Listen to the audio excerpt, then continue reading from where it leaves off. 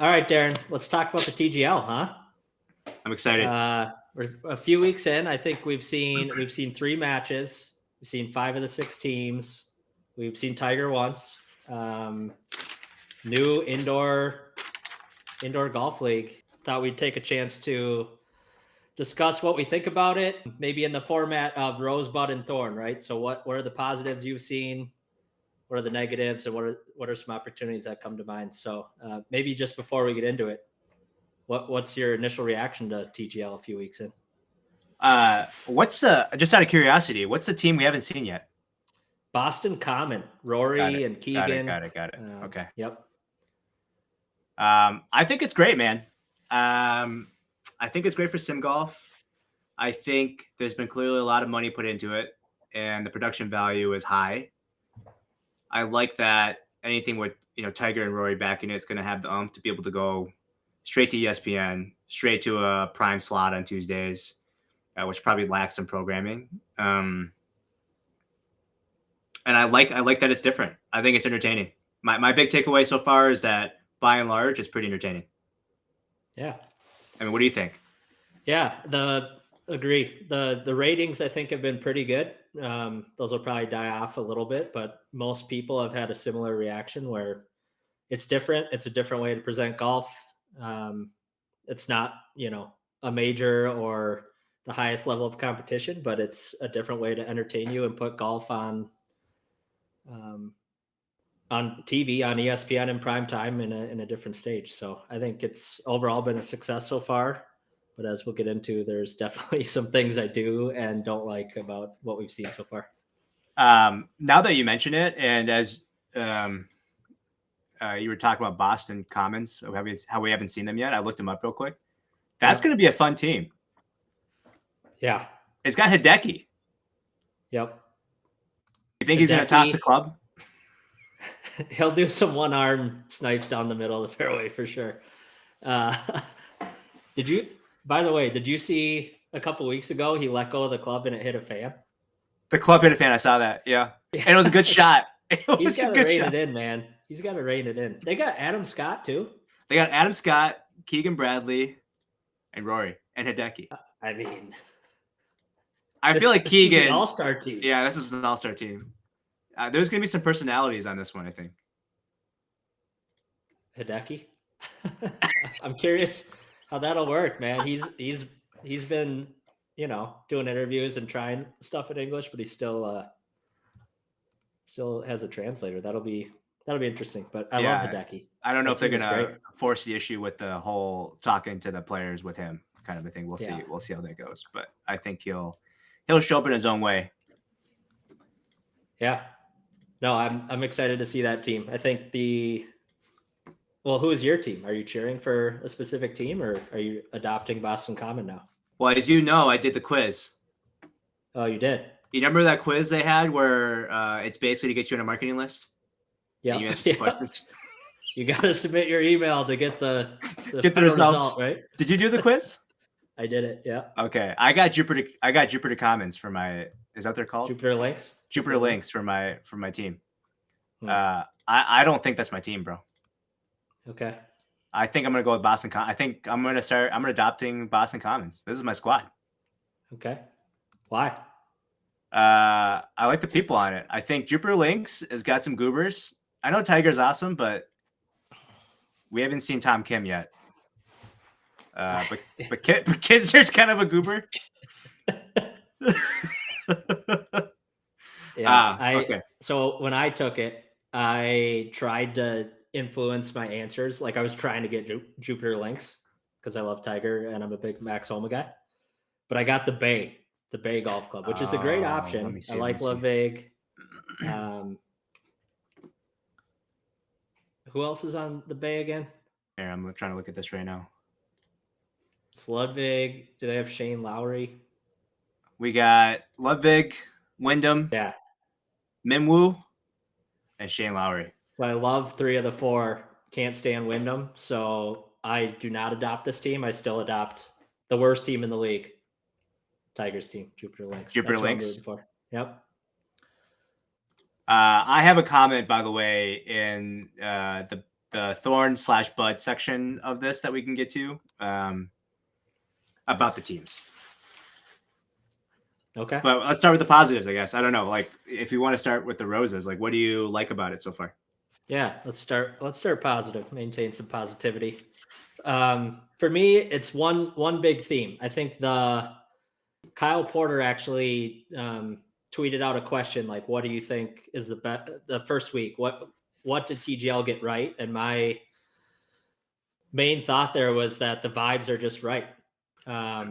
Somehow they've kind of hit that balance of it's somewhat competitive, even though I'm sure we'll talk about the scores haven't been close to this point, but you feel like they care about the shots. They're watching the screen intently. They're competitive people, right? Yep. And so they're adding some element of competition to it, but it's a balance between that and fun, right? Because it's at the end of the day, indoor golf. It's not that serious. It's not Augusta. But they've done a good job of hitting that balance. And so I don't know. For me, it's right. It's a different stage for them. But they still have shown they care about the competition. Again, it's not a major, but it's still they're interested in the holes and discussing what they need to be doing to score well. Yep. And I also think, they're not comedians, but I'm still interested in the way they're analyzing shots, reading putts together, all that. So I think they've struck a nice balance and the vibes are right for what they're trying to do. I think it's still early to that point. That was my number one rose too, by the way. I had 3 sub bullet points to support that the vibes are good. But I think it's still early into the point about like how are players showing up. I don't know if they know how to do that yet. For sure.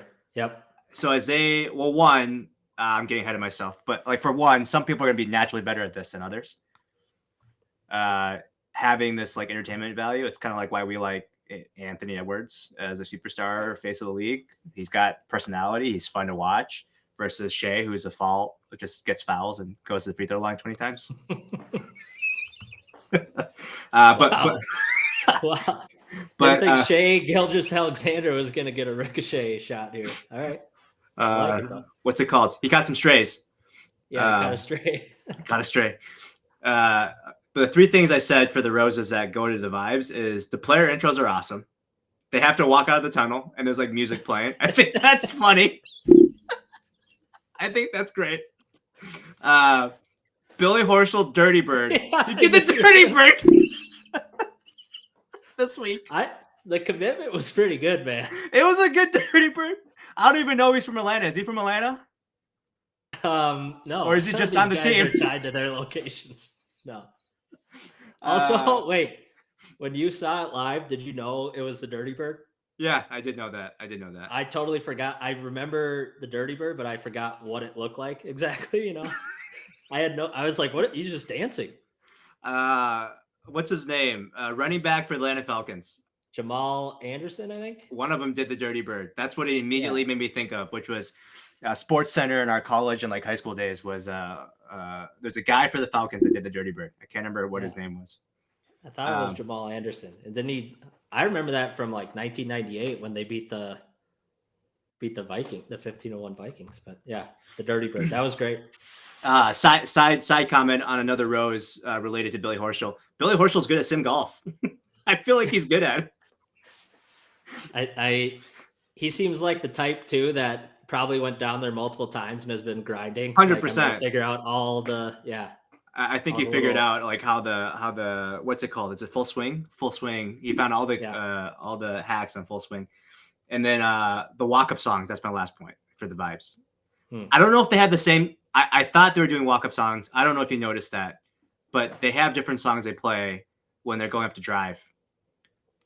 And I don't know if it's just random playlists or if they picked walk-up songs, but I think they should pick walk-up songs. Like that would be awesome. Yeah, they haven't really emphasized that, but I think they are choosing those songs, and that's it's a fun little wrinkle. I'll have to go back and check that. I don't know what Tiger is picking. What else you got in roses? That's all I had. Dude, God.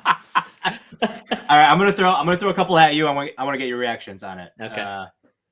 I put as a rose that Patrick Cantley is a total goober. You think that's good? Okay, you like that, huh? I'm just I saying, some people can be bad goobers. Like clearly, the announcer was asking him questions. He just didn't respond. He just didn't respond.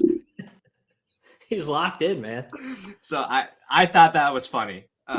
Did you Maybe see he's that everyone was joking before, Atlanta made their debut that Patrick Cantlay versus the shot clock is going to be like the greatest battle of the TGL season, but he did fine. he did fine. He did fine. Yeah. Okay, so here's one to throw at you that actually has potential discussion. So I did not realize that the golf courses on the sim were all going to be fantastical, like from Fantasy World, like totally invented. And I think that one, that's super interesting because you can create lots of cool shots and scenes, but also there's space there. There's space to be creative, to make like interesting challenges, like some par sixes or something like that, where team play comes in a different way, etc. So I thought that that was a surprising rose for me that I didn't like. It's sim golf, it's going to be virtual courses, but the fact that you can push the design space there, I think it's super fascinating. Yeah. I agree with you. I guess I kind of knew that going in. I thought they could stretch the boundaries a little bit more even. Oh, for sure, for sure. So to your point, I think that's still an opportunity to make that even more fun and interesting. So yeah, that's one of the cool parts of sim golf, right? You can make it whatever you want it to be. You don't have any of the restrictions of Earth and reality. So Exactly. Like they could play on the moon, or like they yeah, could have a scene where, yeah, I think that's awesome. yeah. You just made me think of a thorn. I wrote it down real quick so I don't forget it. What do you think? What do you think about the Green Complex and how that works? Yeah. Should we jump into Yeah. opportunities, because that's my number one opportunity? Is I think the green, obviously technology is super cool that it moves, it's rotating, and the slopes are moving throughout the round. So in the third match with Atlanta and New York, you heard some frustration for sure of like Fitzpatrick saying that has to go left, and maybe forgetting in the moment that the green is changing every hole, but or at least that's how I think it's working. I That big slope that they have on almost every hole, it's too much for me. When guys are thinking about chipping from the green just because they're in the wrong spot, because your putt's going to go 6 feet by, it's too much. Like it's a little bit too Mickey Mouse for me. I think you can have big slopes that are obvious on TV without making it ridiculous. So that the green needs to be dialed down a little bit for me. I was trying to figure that out. Like, I know it says it's a moving green, but it does feel like there's the same features on it. Like, is there limit? It seems like there might be some limitations on I actually think it how it moves around. only I think it does two things. It rotates, so like that pin is always in that spot, right? Behind the bunker. Got it. Got it. Got But it. it can rotate. And then I think throughout the round, the pistons underneath can slightly move to like make different undulation. But I don't know. It is hard to tell because that big tier is always there. And I feel like a lot of times they just get stuck by the tier or on top of it. And they're thinking about chipping down the hill. Like that seems a little bit of a joke to me. Yeah, I'm trying to zoom into this, but I know you can see it on the screen. This is Yeah. So the pin is always at the bottom of the shelf. The shelf can't really move. The shelf is always going to be there. Is what we're saying. Is what you're saying. Yes. And But then I the whole thing believe, turns. yeah, but I believe there's pistons underneath that can like change the slopes, right? So I think that tier is always there, but even on the flat parts or on the top of the tier, the slope could change. I think I was on the same page as you. After I saw a whole match and then the part of the next one, I realized that there's not enough variation in the green. Yeah. It gets repetitive for sure. And it's like, oh, they're putting off the tier again, right? And They should just cut like 3 holes, and like be able to fill a hole in or something like that. I know it yeah, gets complicated, obviously, and there's like pistons and shit, and so it's not like that straightforward as I'm making it sound. But I just yeah, feel like they need some more pin locations on the thing. I agree. I also think if this ties into maybe like player chatter too, but sometimes they hit a shot on the screen, immediately start walking toward the green, and I'm always confused. Like, are they screwed or are they in a great spot? And sometimes one team will hit it closer, But it's like, why aren't they excited? Oh, and then you realize they walk over, they're on top of the tier. So like, yeah. The green plays significantly into the strategy, but you never know what's happening until they quickly run over and are analyzing their putt. So I just think the green is a little bit too much for me right now and not communicated well enough. Yeah, I wonder what they can do to change that, because it's going to become old real fast. It's just the same green setup, and the shots coming in are going to be what the shots coming in are as. Yeah. But I haven't really noticed a difference for them chipping and stuff. It seems like they're actually chipping easier and pitching easier because it grabs more and like they're catching it clean. And so it's been kind of interesting watching them play like 15-yard shots or 20-yard shots into it. Yep. But yeah, the putting part of it hasn't really clicked yet, I think, because of the green. Yeah. Should we jump into some thorns? I have some thorns, and then we come back to the buds. Yeah, let's do it. Let's hear it. I'm gonna pull this up because this was part of this is my number one thorn so far. They don't have the competitive level dialed in yet on it. Yeah. Like there's been, I mean, 4-0 is close, I guess, right? But 12-1, 2-9. Like every time I watched it, I felt like it was over by the time I got to singles. Yeah. Or just like a couple holes in a singles was already over. So I don't know why that is. It doesn't make sense. I mean, the team seemed pretty fair. Yeah.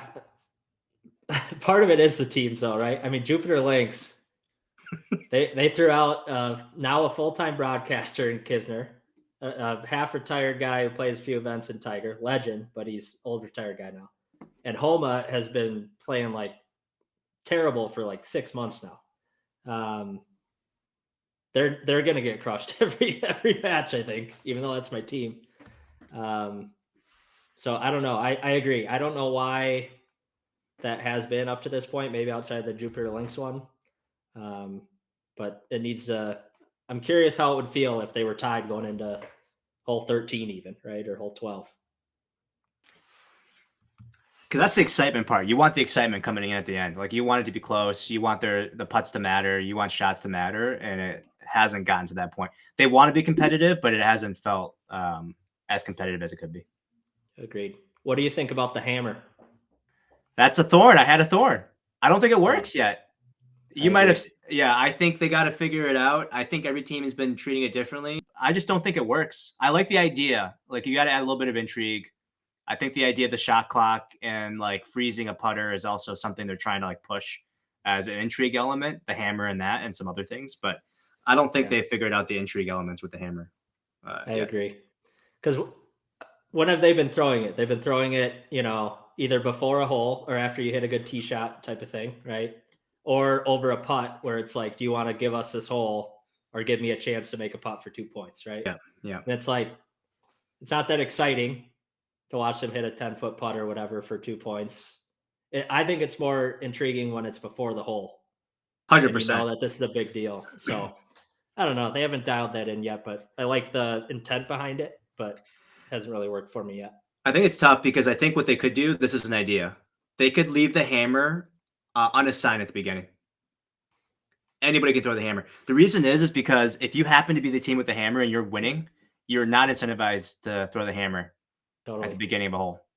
Yep. And so if they leave the hammer unassigned at the beginning and then it takes possession, then it gives you like as a trailing team always a freebie to try to make up a 2-pointer and get back into the match. I think people would be incentivized to use it more consistently if that was the case. But like this week, I think Atlanta held it for the majority of the I think the whole round. I was like, okay. when are they going to use it? I was going to say, I don't remember a hammer being thrown, but I didn't watch the very end of it. But yeah, they held it the whole time. Yeah. Did you see, last thing on the competitive piece, did you see the Billy Horschel comment? No, what did he say? He made a comment, apparently sarcastically, that the producer had told them to keep it close. And then people called it out on social media, and he responded saying, like, that was a joke. Clearly, I'm terrible at sarcasm. But when I saw it live, I was like, oh, I could totally see that because everyone's complaining about the competition, but you're not supposed to say that, Billy. So I didn't read the sarcasm either. I mean, people are gambling on this. They can't be doing that. So I don't know. Yeah, I'm with you on the competition thing being weird. I'll bet you he actually just had a oopsie. He might have just had an oopsie. Yeah, we'll see. I don't know. I got a couple more thorns. Rapid fire, real quick. Yep. Full swing simulator technology. Big thorn. Big bum. So bad. It's so bad. Okay. We're not here to trash a whole company and people working at this company and the product. But it's got some issues. It's got some issues with accuracy, the graphics, and the ball flight experience. Like, there's a lot of things at this level. It should feel more like a video game in 2025 than it feels like the simulator technology you have at your house, or you can get at your house. Yeah. I had the same negative, right? I think everyone's been talking about it, but when you see the players confused by things, like my brain goes two ways. One, they always complain, right? They think every shot should be perfect, so part of it's just them being dramatic. But Tiger missing a wedge shot by 30 yards, my brain goes the other direction of that's wrong. There's no way, right? So yeah, we knew it wasn't going to be perfect, but there's been some pretty bad situations where it's like you're just giving up a point because you're flying the green, right? Like Kisner couldn't get the ball in the green, dude. And I know, like you said, he's not necessarily playing competitive golf like he used to. But I mean, the guy, he's not hitting it 30 yards short with a wedge consistently. Right. The bunker shot when he smoked the pin though. He did that. He did do that. I laughed very hard. That was a great moment. That the match was out of hand. The fact that he hit the pin, obviously he sculled it, but it hit the pin. And Max Homa's reaction, good to see some funny stuff like that too. Unintentional funny stuff, right? In our golf group, that's me. I'm the one that's sculling out of the. Okay, I got one more on the thorn. Production style. So I don't know if you noticed this, but they hit the ball and they cut to the player's face. Yeah. Then they cut to the ball flying. And the ball is basically landing. It's flying through the air, and I already said the graphics and like how it follows the ball. But the ball's like mid-flight, and then it comes to the ground. Why don't they just like picture that shit? Like, why don't they like hit the shot, player's face goes to the corner, and then it's a screen? Like, we want to see the shot. I feel they've done that a few times because I can remember sometimes where there's picture-in-picture. But I agree. Like that, when I have seen that, that's the best, where you can see their reaction, small reaction, right? But you're really like watching the ball travel. Yeah. That's the optimal. I agree. And that's easy for them to, I mean, it's not, again, it's just production, right? They can choose to do it that way. Yeah. Yeah. I also think one last point on the production piece. I would like to see, I don't know how they could do it with lighting or something or different camera angles. You can never really see, unless you're paying really close attention, the ball flying into the screen. Like, yeah. And so I don't know if there's a way to make that more visible on TV. I'm sure in person it looks cool, right? Where you can see the ball and then hopefully it's flying where it looked like it went. But I'd like to see a little bit of where the ball goes. I noticed the same thing, and I don't know if you saw this, but this week's I realized that they were doing a lot more directly behind camera shots. And you could see on some of the shots the ball flying into the screen, and it had to do with like the color of the screen. If like there's more grass or trees or whatever on the screen, then you could see the ball a little bit better. I don't know how they would do that. They would have to figure out a way. Maybe they all need to play colored balls. Maybe TGL, you have to show up and play the yellow, man. Play the red ball. They wouldn't like that. I don't know. They wouldn't like that. Okay. I have one more negative. I know we're going long. Yeah, hit me. One more negative. Yeah. Some of the player communications in general. So there's different versions we've seen, right? Like the preview interviews with SVP are cool, I think, because it's like, wow, we're on ESPN, SportsCenter vibe. Golf is on the main stage type of thing. We've seen, the hot mic moments, which I think are also great when you're just hearing the players chatting or like, I thought you hit that well, I can't believe that went left. I love hearing all that stuff. But like Matt Barry talking in their ears and they can only hear him half the time, or asking them questions, or Marty Smith like going out there asking questions. Not for me. I don't I don't need to hear these like canned questions that you see in other sports from with golfers. I just want to hear them chat. I want to hear their thoughts when they're playing, but some of that's too much for me. Like Matt Berry, every week it's been, yeah, you feel a little pumped up. It's a different setting, isn't it? It's like, okay, we get it, right? They're trying to manufacture some of that, I think. Yeah. Okay. I didn't think about this, but I like your point. And I wonder if they can shift it so that there is the announcing happening on the broadcast, the commentary over the broadcast. That's fine, right? Whatever.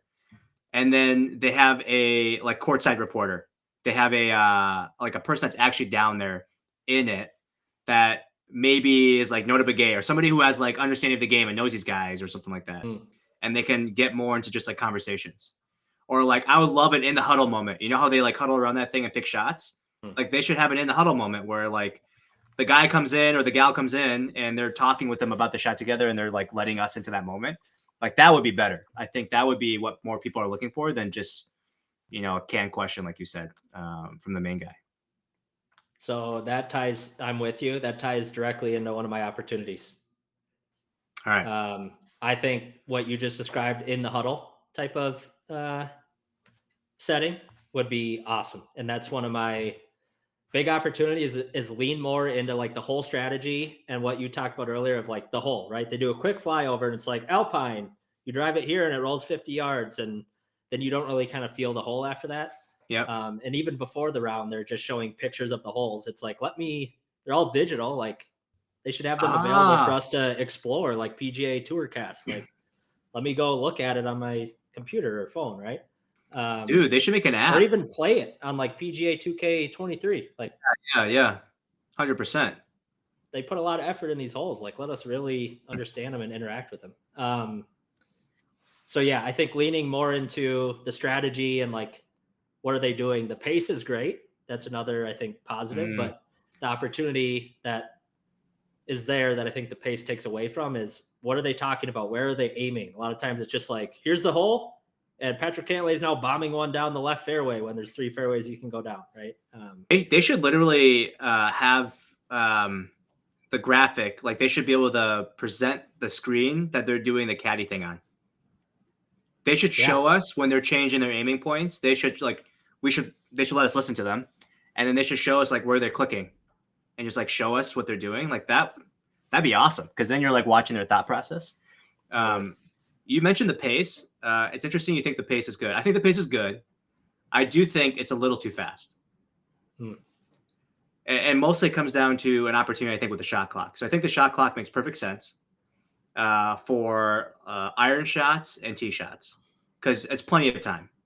I think we get around the green. They got to figure that out. I think there should be like a minute and a half, like a 90-second shot clock around the green or something like that. Because you do see some situations where it's like they are talking strategy and we want to get in that moment. And then they're like, oh, I got to putt. And they go up there and just hammer and putt. Like, I don't mind if that's like 30 seconds slower for them to be able to get a read in and talk about it a little bit more.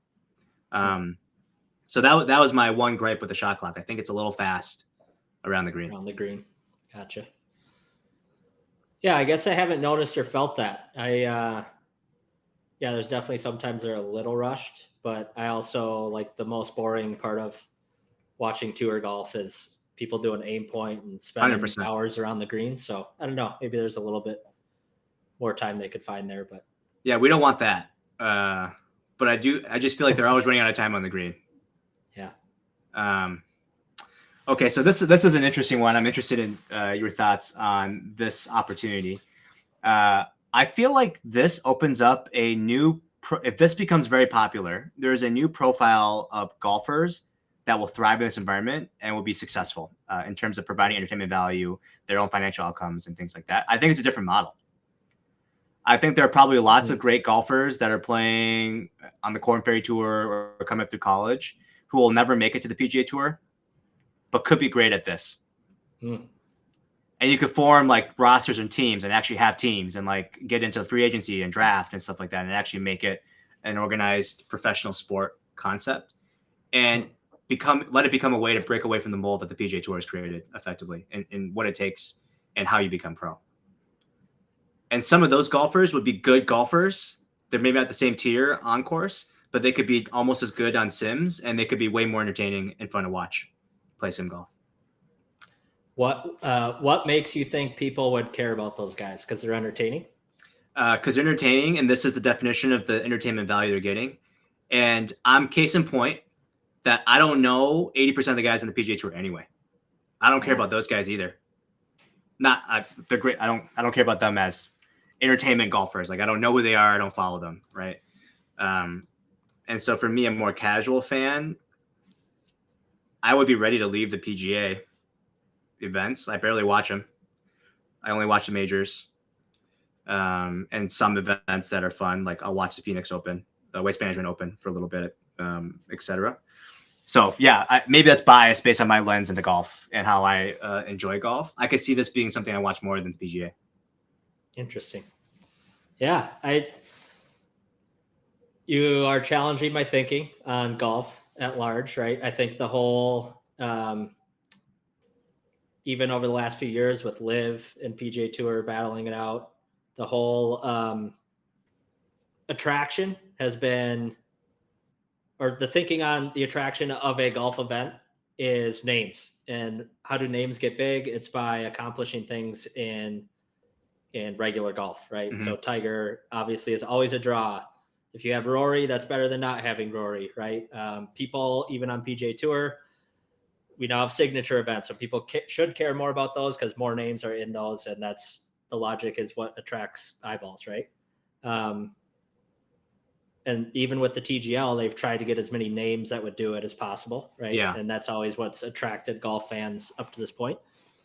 But then I think you're onto something. If I think about YouTube golf, why 100%. does good have 1 million views on every video? It's because they're good golfers, but they're entertaining. The way they create content and present it to you and engage you in your golf mind is why they're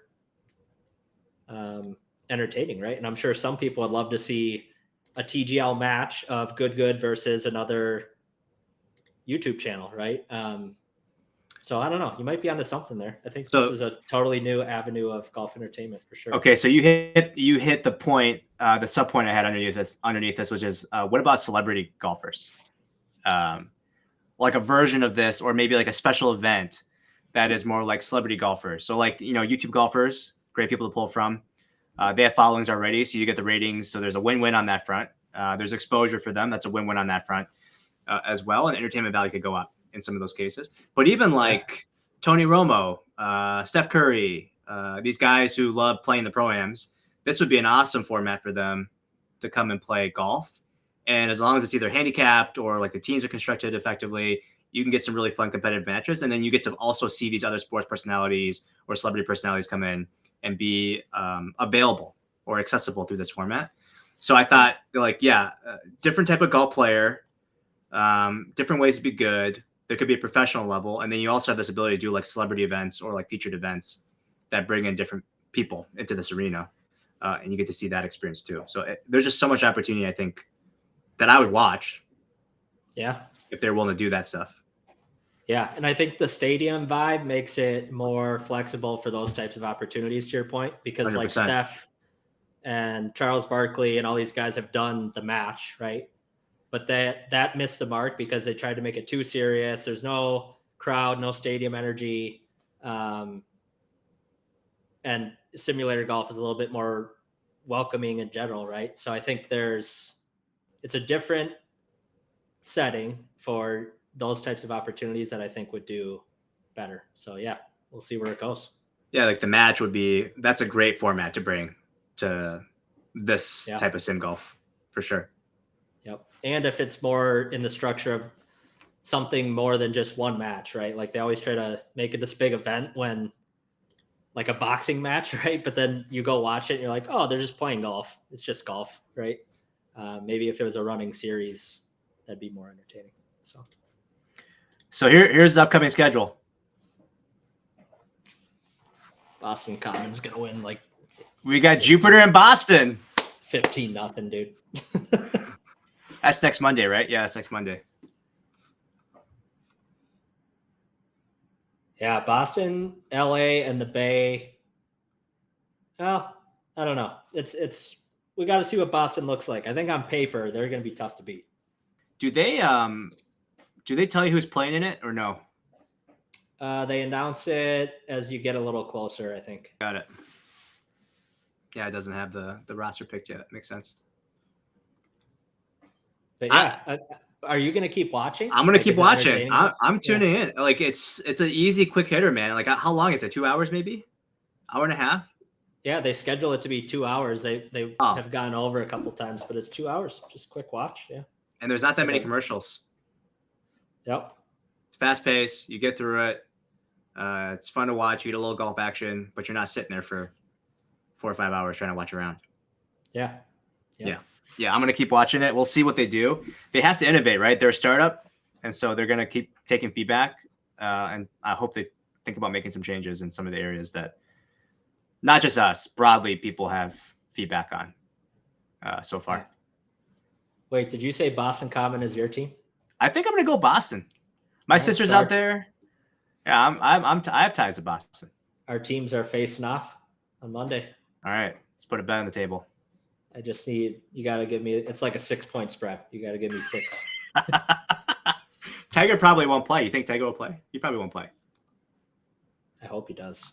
You got to put Kisner on the bench, man. Got to relegate him. They don't. Did they sign on for the whole season? Is that how it works? Like the teams are locked all season? I think so. Yeah, at least for this first go around. So we'll see how they iterate. To your point on being a startup and trying to figure things out. But should we just leave on this? This is the best. Here we got it. Here we go.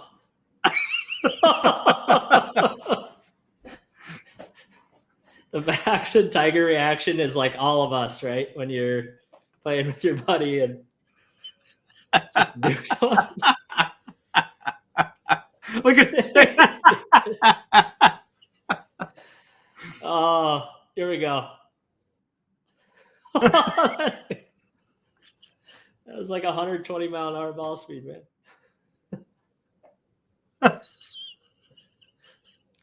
Max. Yeah. Yeah. That's good stuff. It's good entertainment right there. We need more of that. Okay, so we're not maybe 2 thumbs up on the TGL, but we're interested. Yep. What's your score? Like if you had to give it a score, 1 to 10, 10 being like this is the best thing since sliced bread, and 1 being can't watch it. Done. Where are you at? Where are you at with the TGL? Acknowledging that I'm a golf sicko and I consume a ton of golf stuff. This is 8 out of 10 for me. I'll definitely still be tuning in with some opportunities, like I mentioned, but I feel like I'm missing out when I'm not watching it live. Yeah, I'm probably 7.5, 7.5. It's fun. I think it's fun. We've talked about it. This is innovation in golf. People love golf. They want to see innovation. It makes perfect sense. And it's about how they can keep dialing in the experience and figure it out. This is year 1. They had a setback. They couldn't get off the ground last year. And we're only 3 matches in. So I think there's a ton of opportunity. And it has a chance to be to have some staying power and be something that people actually watch. Yeah. With you. All right, man. Let's see how it goes. Hopefully we get a competitive match soon. All right. Signing off. See ya. Until next time.